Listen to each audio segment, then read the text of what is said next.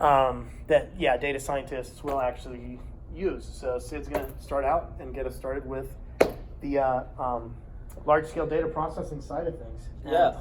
And then I'll push him out of the way when it's my turn. Thank you, Jay. Okay. So to expand on what he said, I'm going to just start off with the basics of architectural basics of just the whole disaggregation movement, how it leads to Kubernetes and cloud. To start off with, here's my background. I'm one of the core contributors to Kubernetes. I also wrote the core logger in Docker. I'm currently an engineer at Minio, where we work on object storage. Again, an open source project. I've always been in the open source since college, really.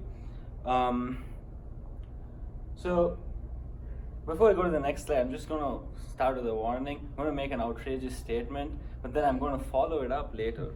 But just be ready. Hadoop is dead. You all know this. I still wanted to apologize.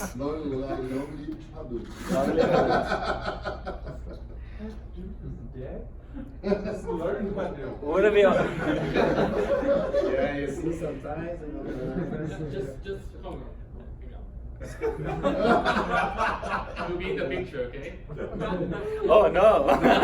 Don't go back and put your profile there. Put that on Twitter. Tag Utter Babbage. Yeah. So let's look at, I'm going to go into why we call it dead. There was an article 2 days ago by Arun, this chief product officer at Cloudera, talking about Hadoop is dead, but long live Hadoop.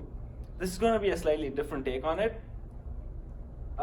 So what I have here, if you can see, it's kind of a simple analytics pipeline an organization uses. They track user activity, some kind of business relevant information, Hadoop map reduce, because we're going to be focusing on that. And you get useful business insights from there. So for a second, let's actually forget about this tier and this. Let's focus on user activity. What's been happening lately? So what's been happening lately is data is growing exponentially. We all know this. In the last 2 years, 2018, 2019, it grew by 20 zettabytes, which is the same amount of growth in the 10 years before that. In order to kind of handle this much data, we have way too much data coming in, we tried to scale Hadoop.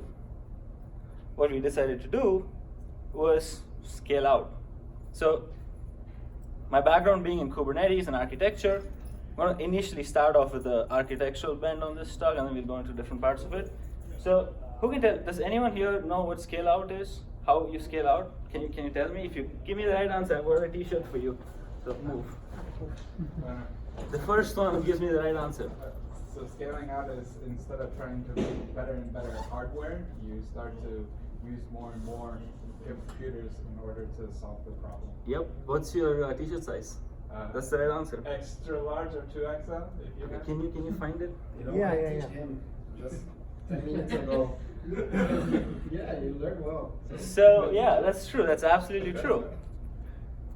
So what we do is we take this extra data, throw more servers at it. When you throw more servers at it, in order to deal with just the data growth, you also throw CPUs and RAM at it. Can you see the colors? Okay, I was afraid you wouldn't be able to see it. It's good, you can see it. So this CPU takes the data in, processes it, and puts it in the storage. So storage needs keep growing, but the CPU is only being used ephemerally. It's used once, a few times, and you put the data down. Most of the time, the CPU doesn't get used. It's idle. Whew, good throw. All right. Okay. As you add more data, as you add more nodes to deal with the data, the amount of idle time grows even more. So you, as an organization, if you try to scale, you end up wasting more and more. Scale out really is inefficient, doesn't work in the Hadoop world. So we saw that, so we decided we can't scale out, so what else can we do? Yeah, who said that? All right, this t-shirt. What do you got? Large? Large? Medium? Large. Okay. Scale up, yes. In scale up, he described it earlier, you add more resources. You make the servers denser. They have more resources, more storage, more CPU. So earlier we talked about how if you add more servers, the CPUs go unutilized. So that's close. Yeah, good, right? Yeah, I'm not giving you a high five for that. So if you have more storage, and compared to that, if you have much smaller CPU, the existing CPUs, you should be attaining much better efficiency. So I've got a picture here where it shows JBots, just a bunch of drives, instead of just single drives. There's just one problem though, with MapReduce especially. The maximum HDFS can scale is 100 terabytes on one node. Dense servers can hold something like, the densest server I've seen can have 180 drives, each with 12 terabytes per drive. So you're talking about something in petascale per node, but those can't be utilized. So density is actually not viable. If you go to the Cloudera website, you'll see that 100 terabytes is the maximum supported. This is partly due to the name node indexing, but we'll not go into that right now. So where we end up again is we have more data coming in and we still can't scale. As data keeps growing and as compute doesn't grow as much, it's disproportional, it is literally impossible to scale Hadoop. So that's why I said Hadoop is dead. Really, MapReduce is dead, which is what Arun said in the blog post a few days back. So we still have this problem though. Data is still growing. That hasn't stopped. So how do we deal with this? In order to understand how to fix it, let's actually go a little bit deeper into MapReduce, just a quick detour, understand what it's like. Most of you might know this already, but I just wanted to start with the basics. So we have just a really simplified version of what MapReduce looks like. There's a name node and the data node, HDFS really. The name node holds just like bookmarks, indexes into what the data node has. Data node holds blocks of data. By default, one block is 128 megabytes in size. So so the data node has just lots of blocks of data. It's just a pictorial representation of that. Whenever a job is submitted, let's just assume there's a X job scheduler, just a black box job scheduler. It goes and finds out from the name nodes where its relevant data exists. Once it gets that information, it goes and schedules the job, the compute workload, onto the data node. So compute moves to where the data is. So I've shown it with the gears.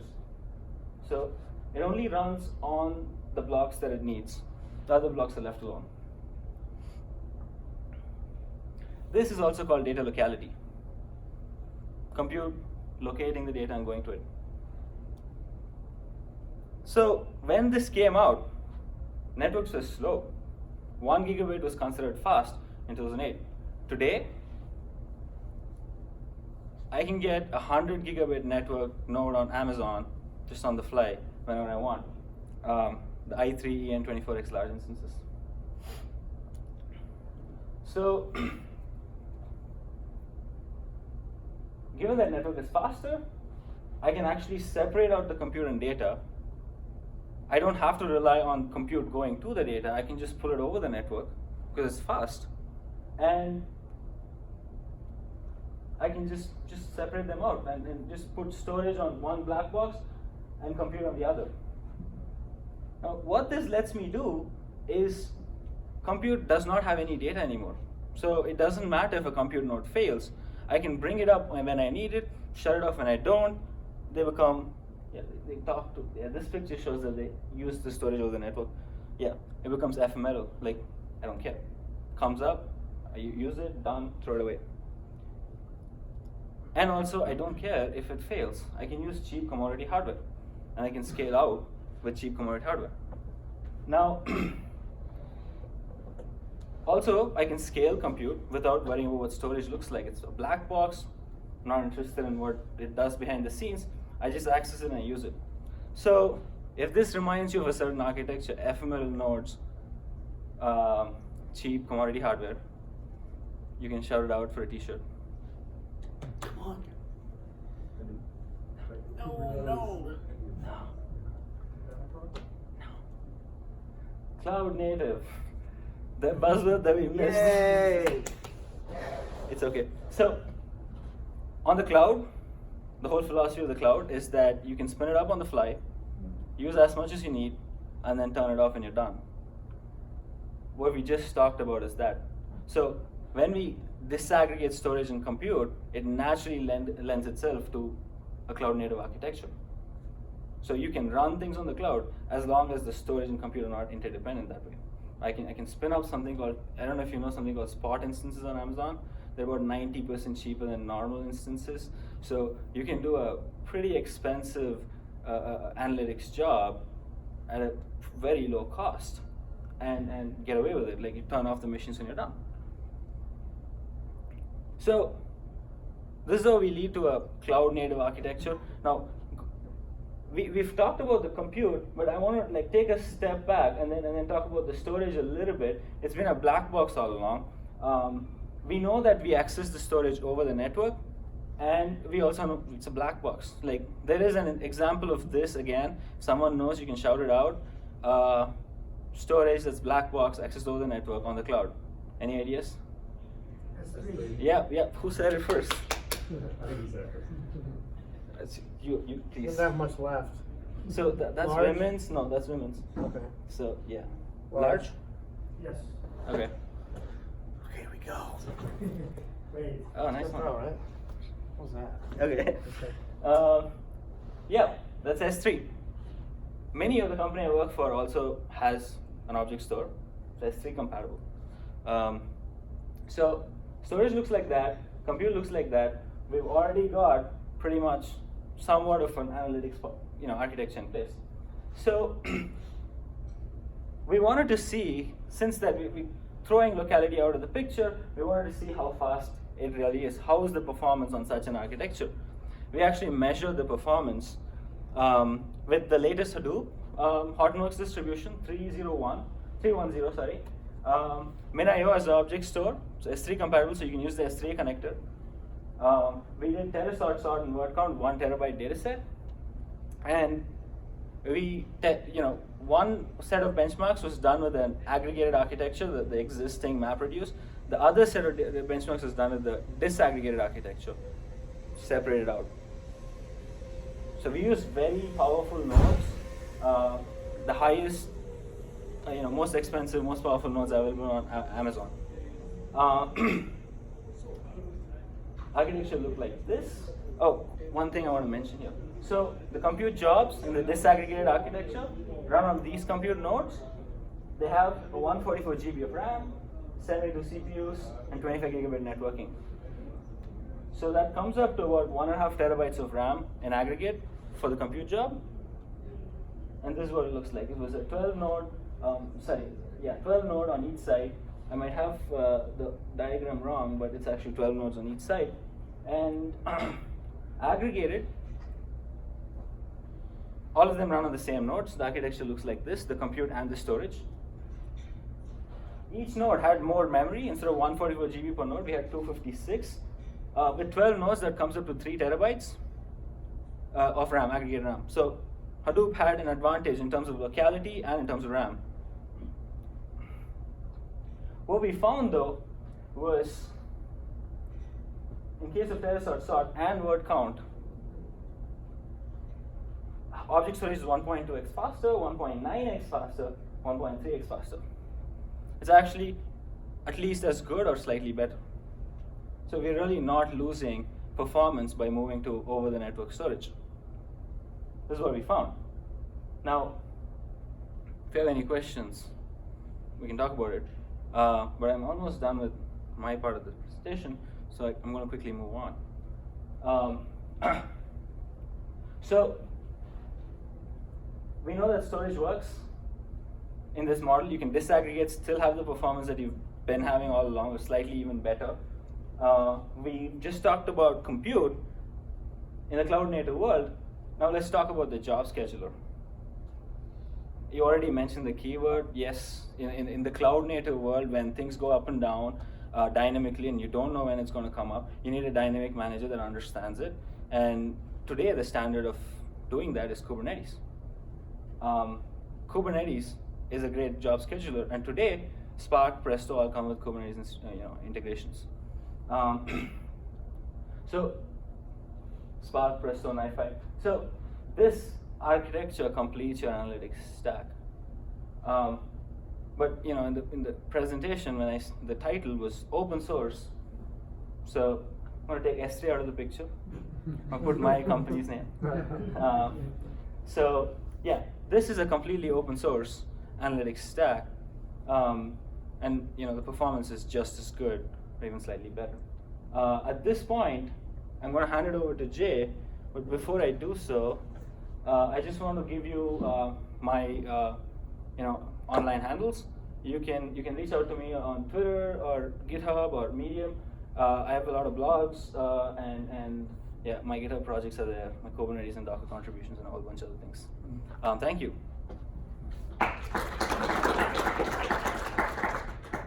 Thank Do you want me to connect yours? Yeah, if you connect that. Okay, yeah, and also thanks just personally for doing this last minute. I appreciate it. Yeah, so he asked me to do this talk last Saturday. Yeah, I was like I was like, help me out, man. I don't do big data anymore. I don't know how this works. So I used to be a big top, Hadoop guy like 5 years ago. That's what I did. That was the beginning of my open source career here at the ASF, and became a computer PMC on that project, etc.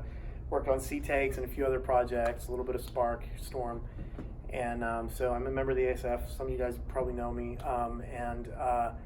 I about 3 years ago, I switched over to working on another open source project, Kubernetes, from the very early days. That's how we know each other. Yeah, since when I was over at Red Hat, right? And actually, his current boss, AB, is the person who brought me to Red Hat to work on the Hadoop Gluster connector. So we've been in and out of the same world quite a bit. But anyway, so in the CNCF, Kubernetes came out, and really it's commoditized the idea of building any kind of distributed system.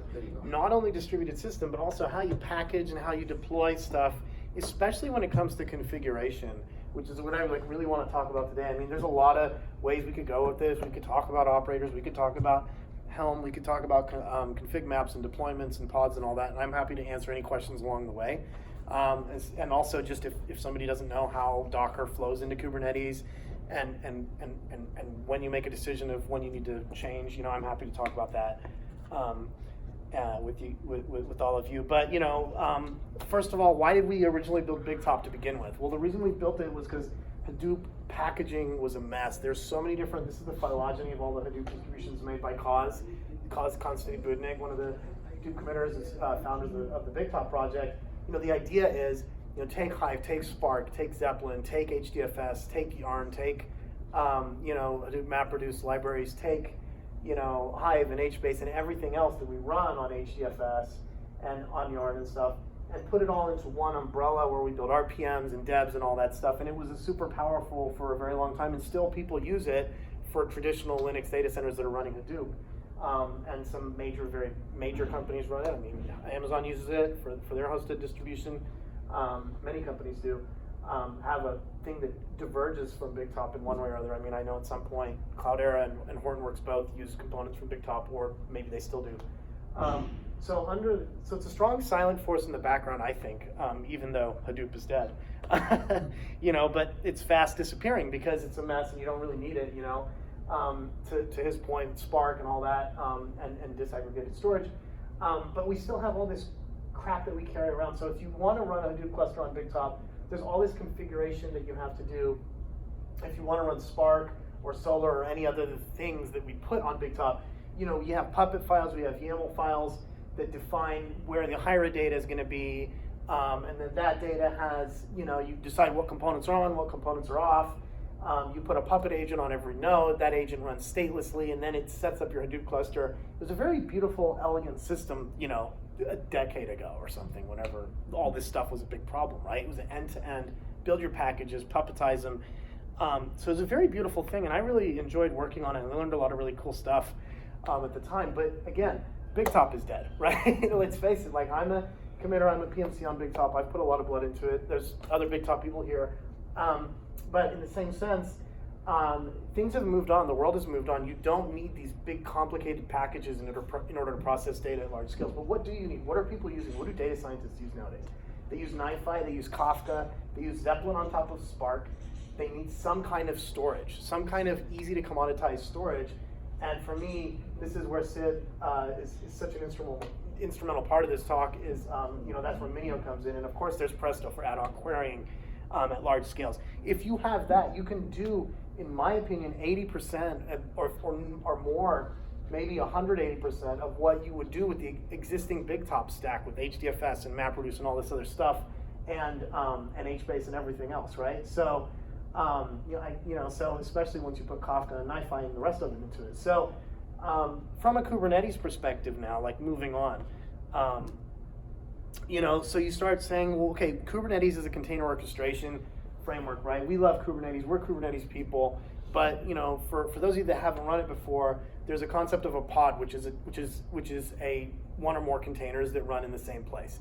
And if you don't even look at any of the internals of Kubernetes, I mean, to have done this in a Hadoop distribution, to say, what are all of my nodes running? What are all the processes running? Where are all my Kafkas up? Are all my Spark workers up? All that. I don't even know how I would do that. What am I, SSH into everything, or PDish into everything, and then write some script, and I think I'm all smart, and I share the script with somebody, tells everybody. You don't even need to do that. It's all commoditized. kubectl, get pods, -n, big data. I see everything. I know everything that's up, okay? I don't need to do anything. We don't need all these tools anymore, right? That's just the beginning, though, right? So Spark configuration. So to Sid's point, right, the next thing you're talking about is, okay, now that you're disaggregating your data, you're putting data in different object stores and in different places. How many of you guys have had to swap out what data store you're talking to, what HDFS cluster you're talking to, what object store you're talking to, right? That's a big mess. Well, so Kubernetes has a very elegant concept called a config map. Sid told me, I promised I would explain what a config map was. So I'm going to tell you what a config map is. So a config map it's an API data structure in Kubernetes, just like a pod or a replication controller or service or anything else, which allows you to store your configuration in the Kubernetes cluster itself. You can store YAML, key value pairs, you can store JSON. These things can be injected as environment variables into containers as soon as they start. They can be injected as whole files into containers as they start. So all these files that you're used to editing, right? The core site.xml, how many of you had headaches with, you just edit it and then you restart your Hadoop node and you realize you screwed up the XML file, all that stuff, right? Again, and you don't know, and you have to go into the right node to do it because you got a 100 node cluster, right? Okay, this is all declarative, right? So I can have one config map, it's in my Kubernetes cluster. As soon as I restart that pod, that config map is gonna get shipped for me to the right container. Don't have to do anything. Okay, so I have a repo that shows how all this stuff gets used, and I'm gonna open up a terminal and start hacking on it with you guys and show it to you in a second. But anyway, so all these files, I can just with this kubectl create config map command right here, I can literally create a config map that stores all those files. Then I just do helm install right here in this namespace big data. Because I installed it in this namespace big data, and because I created those config maps in this helm command, this is one I took from Microsoft Spark, the stable Helm chart for Spark, which Helm is the packaging medium for Kubernetes that is kind of the current standard right now, is a little behind, but the Microsoft Spark actually has Spark 2.4, which is why I chose this. And part of this talk, I've curated what I feel like are the best Helm stuff out there for these various packages. But anyways, this is in the same namespace, so that config map is going to replace the contents of that namespace, and those files will get injected. And then all I have to do is go in and modify the Spark deployment so that it loads those in at a particular file path. So the core site is going to be replaced with what I've created up here. And of course, so then I can literally change the config map in one place. All the nodes in my Spark cluster, the pods can restart, and they all will have the new configuration. That's it. No SCP, no Puppet, none of that nonsense. Okay? So no, yeah. So okay. So yeah. Do we still need BigTop? Of course, we still need it, right? So at this point, you're saying, well, why don't we just have Kubernetes? Well, the fact is that there's so many Helm charts, and nobody's really curating them. And the thing that BigTop did, which I really liked in the beginning, I was working on it from a perspective of Hadoop compatibility, right? So do all these different versions work with Gluster, actually, which is your boss's first startup, right? And So I mean, and like, does this version of Hive, does this version of Hadoop, does CDH5, is it going to work with it? Well, so we needed somebody to go in and like take all these versions and fix them and say, yeah, you use this version of Hive with this version of Hadoop and this version of Yarn and this version of HDFS and this API for this and this API, and this all is a Hadoop distribution, right? So we don't need a Hadoop distribution anymore, but we still need a modern analytics distribution that combines all these tools together, right? Because there's so many different ones out there, right? And the Helm charts that are out there are just kind of generic. People have Kubernetized existing containers, right? But so we need somebody to curate all this stuff and test stuff that works, but we don't need somebody to make all this weird tooling anymore. We don't need any of that because we have Kubernetes. So rebuild all of Big Top on top of Kubernetes is what I'm proposing. And I basically have a repo that I'll show you that basically does that. It's kind of hacked up, but it's literally just a few commands that I'll show you in a second. But literally, so how do you build a big data distribution on Kubernetes? You just do this. Install Kubernetes. Put a persistent volume provisioner on there. A volume provisioner is a thing where you start a container and it asks for a particular type of storage, and then that storage is transparently provided to it by the system. You may say, well, that sounds complicated, but again, there's literally another kubectl Helm command you can run that will just put an NFS provisioner on your 100-node cluster that'll pop up an NFS volume anywhere you want it when you need it. Okay, so you got these two. Now you can install the rest of this stuff, right? So Minio at the backbone of everything. And Minio needs persistent storage underneath. Actually, I think you can run it on empty if you want. But it needs, in general, you would say it needs persistent storage underneath. As we all know, Zookeeper needs persistent storage. Kafka needs it. Spark doesn't. But once you have this, all these you get for free. The storage is managed for you. They declaratively ask for it. That's been done in the Helm charts by people creating this for Kubernetes. And so that's it. So, okay, so you're saying, oh yeah, all I gotta do is install all this, but you're not gonna tell me how. And I'm gonna tell you how to do it. And this is my proposal for what Big Top should be. 10 lines of code, okay? This is your big data distribution for the future, I think. Minio, literally, that's how I install it. I create my password, my secret, and then I can just install it like this. I've got an object store scaling transparently on my cluster. You can do this at home, boys and girls. It's easy, okay? Helm install stable NFS provisioner, that's the first thing I mentioned. Okay, Helm install, okay, NiFi. So you want NiFi. So this is one of the Helm charts that I found that worked really well for NiFi. This also puts a persistent Zookeeper cluster up for me using persistent storage. So once I have this up, now I can put in Kafka. Kafka, I have a config map reference in here that I'm showing you how to use this you edit the stateful set. So Kafka is a stateful set. Stateful set is very similar to deployment. The difference is that it runs on all nodes, which is, so in this case, this is a stateful set. I edit the stateful set to reference a config map that has the Zookeeper that was created here, so I don't have to have two Zookeepers. So I'm sharing components between these the same way like we do in Big Top or any other analytics distribution if you buy Cloudera or Hortonworks or whatever. And then of course Spark, and again this one I create a config map with all the different core site, and the core site's gonna have like my S3 URL to it or whatever else. And the S3 can talk directly to Minio because Minio implements the S3 protocol. My log4j properties, whatever Spark defaults, other configuration I want, and then do that in the same big data namespace, and then I Helm install that, and then I CD to this directory that's in this GitHub repo above Presto Minio, and I use some images that I stole from Sid that embed the Minio connector into a Presto image, and then I can just kubectl create that file, and now I have a data warehouse, okay? So that's the whole thing. It's all here. So it's all here. I kind of have some of this stuff running. I'm running on a, so this is what a config map looks like. So this is the core site. You're familiar with the core site. This is the XML. So when you make a config map out of this, let me know if this is not easily visible or anything. So you make a config map out of this. I do kubectl get ns. Okay, so here's my namespaces. So kubectl get cm-n big data. Okay, so I can see my Spark config map in there, right? And see how there's 4. So kubectl edit cm Spark. CM is config map, just saying, yeah. CM is config map, right? And as you can see in here, it's embedded all the configuration for for all those different This is files. Teamworks? Yeah, it's Teamworks. There you go. Yeah, full screen. Yeah. So you could see this is just an API. This is just a data structure inside of Kubernetes, right? So it says client config map, and it's got all that static information. So why am I showing you this? A lot of people don't realize that just a config map in Kubernetes can actually have anything, and it doesn't have to just be YAML. But just as these are injected as files into pods, I could take any one of these key value pairs, and it'll automatically inject it as an environment variable also. Right? So for those of you that are thinking, well, I got this weird tool that somebody made that doesn't read from files, it only reads from environment variables, solves that problem too, right? So you can do a lot. So what he's saying is, if you have hundreds of hundreds of nodes with your big data technology running, and you want to, ship an update to it using this config, the file, you could just make one API called Kubernetes. It would go update all of them. Yeah, it'll update all of them, and you could scale them to 0. You just kubectl scale to 0, and kubectl scale back up to 100, and it'll restart all of them, right?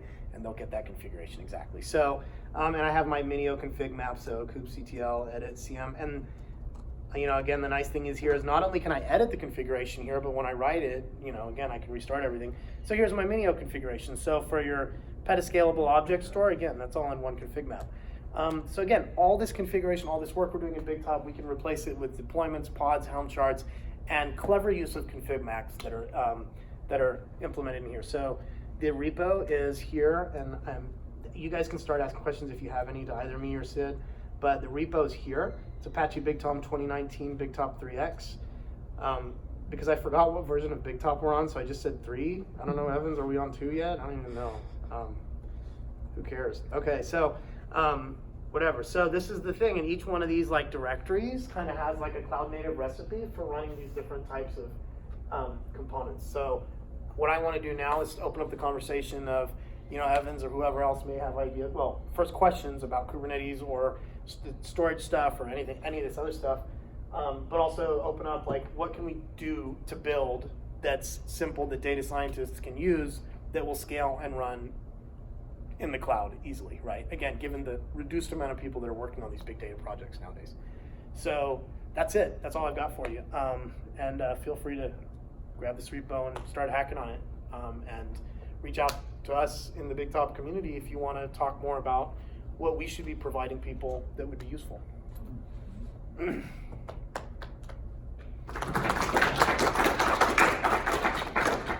Yeah, I'm happy to answer questions too, if you have any